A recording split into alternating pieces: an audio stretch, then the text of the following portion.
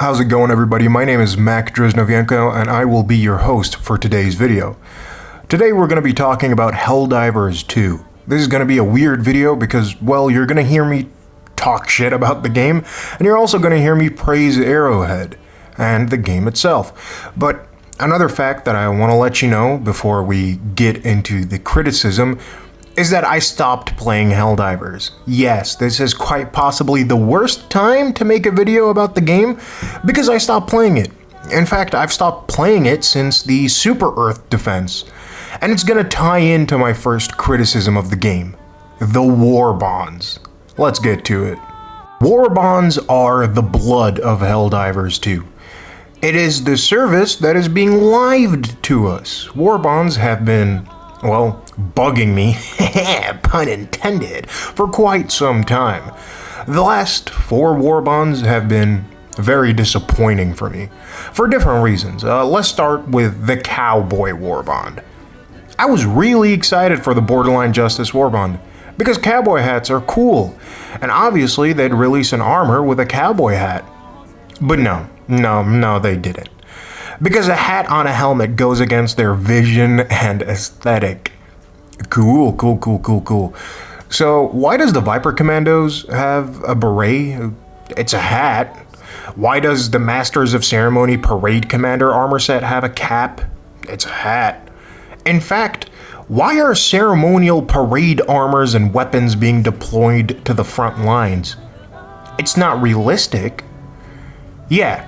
You get what I'm trying to say here. I don't know if I missed something, or maybe Arrowhead has, but isn't this game a satire? Aren't we tyrannical fascists? It's a satire. I don't care that the Viper Commandos have a beret. I don't care if the Masters of Ceremony have a cap, because both are cool. I want more cool shit. I'm gonna be honest here, the Borderline Justice armors aren't very good. They're boring, because they're all missing something. But you know, Arrowhead knows best. You can't wear hats on helmets. You also can't kill skyscraper-sized bugs, and you can't fight big robots and aliens. You're making a stupid satire shooter game with bugs, robots, and aliens, and a hat is the realism breaker for you? That's where you draw the line? Okay. So, what's the point being made here? It's that Arrowhead are not your friends. Arrowhead aren't hip and cool for having a Discord where their sometimes annoying community managers talk to the player base, and we'll get back to that. They're a company, like any other. They're here to take your money, and that's it. Next up, we're going to be talking about the Masters of Ceremony War Bond. The Masters of Ceremony have the opposite problem of Borderline Justice. Masters of Ceremony have an awesome armor design, top 3 Warbond armors, but everything else is so underwhelming. I'm not a meta player. I vary my loadout on every drop. My main weapon, I suppose you can call it, would be the Arc Thrower, because I like it. It's fun. Good weapons are fun, and the Masters of Ceremony does not have that. The flag stratagem is boring and worthless. Melee is the worst playstyle in the game because there isn't any variety. The spears are all the same. They are reskins of the same animation. The one-handed weapons are basically the same. There isn't any actual tangible variety between using the sword or the axe, except for what it looks like. At the end of the day, it is still the same exact animation, and that shouldn't be a thing, because a sword and an axe do 2 completely different things. The Breaker and the Punisher are 2 different shotguns that look, play, and sound differently. The hatchet and the ceremonial sword are the same exact weapon. This is like putting a camo on a gun and then treating it as a brand new gun. You've only changed its visual footprint a bit. It's still the same thing. And the primary for me was ass. I don't like it. We barely get any weapons now, and 2 Warbonds in a row we get marksman rifles. Okay. This wouldn't be a problem if they didn't just cut the content that we receive in Warbonds in like half. Borderline Justice had boring armors but a fun weapon. Masters of Ceremony had terrible weapons and a great set of armors to choose from. And I don't know, the SWAT themed Warbond had like okay looking armors, and I guess like the guns were terrible. The assault rifle is the worst gun in the game, to the point where when I was using it, I thought my game was bugged. Pun intended. And I was doing no damage with it. And the latest Warbond, the Control Group or whatever it's called, I don't know. I've heard people complain about the Epoch, one of the stratagem weapons in it. I haven't tested anything in it. It just doesn't interest me. Now, we're going to be talking about the lack of content next. I haven't actually seen any of the big Helldiver content creators talk about this, but isn't it kind of annoying how we went from getting 3 to 4 weapons per Warbond to now getting 1, 2 if we're lucky, and hell, we've had a Warbond with no primary weapon. That's bad. And the only logical reason for that I can find? Money. It's so Arrowhead can make more money.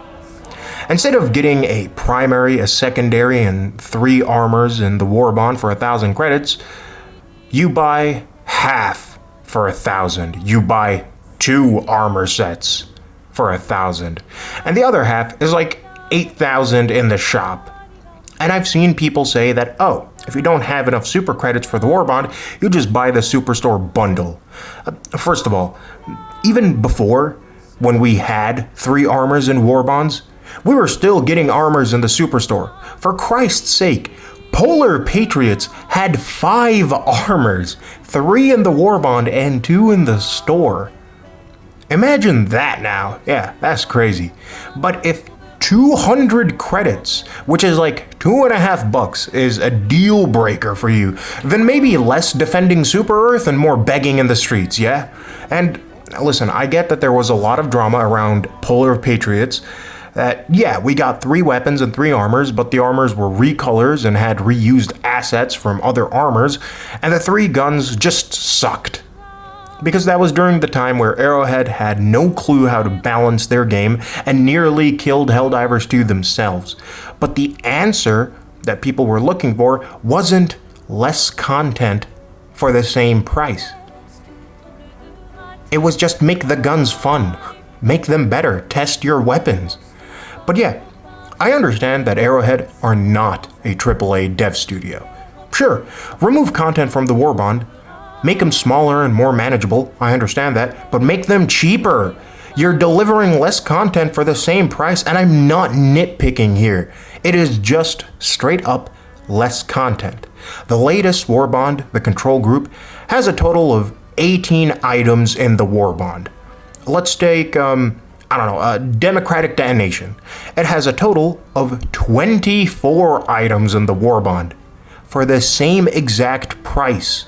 You can argue, I guess, that since stratagems are now in Warbonds, maybe that's why they're the same price. I'd argue that locking stratagems behind Warbonds is fucking stupid and a really scummy move when we used to get free stratagems.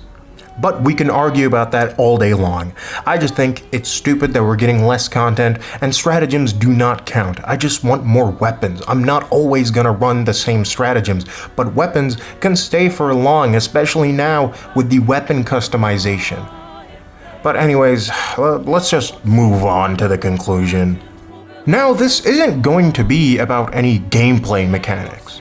This isn't going to be about the long droughts of content that we've had around the summer. This isn't even going to be about the amount of bugs and glitches in the game. This is going to be a section directed at Arrowhead, the company itself, specifically the community managers, the clown car of Arrowhead. Since basically the launch of the game, Arrowhead have been consistently had terrible community managers. People that don't have the abilities to manage a community. It's more like they're whining to the community, bitching to the community. These are some screenshots of Arrowhead responding to the community. I think the most recent drama was the one specifically on the flag stratagem, on how it doesn't do anything. It doesn't give you any boosts for planting it. It doesn't give you any passive regen. It's just useless. A hindrance of a stratagem weapon. And the rest of these comments were made during turbulent times of Helldivers 2, when the community was definitely quite toxic. But you are a community manager. You have no excuse. You should have done better. And of course, it's not everyone. I think the Spitz guy actually got fired. And Twinbeard, who's no longer with the company, was chill, and Baskinator as well. But I don't care. Arrowhead still decided to put people like Spitz in a position where they are the voice of the company to the community. But that's all I have for today. A video looking on the bad parts of Helldivers 2. But before we end things, I just want to say, I do not hate Helldivers. Helldivers 2 still clears most of the multiplayer games in the market today. You want to know what I like about the game? Sure. Everything that wasn't mentioned in the video. The gameplay loop, the level design, the music, the gunplay, the weapon customizations, the enemy variety, the level design. God, the maps are fucking beautiful. Literally everything that I didn't mention in the video. But that's about it. I hope you enjoyed the video, and if you did, like and subscribe, I guess. I don't know, if you want. Don't expect any videos to come out regularly. I'll see you in a year.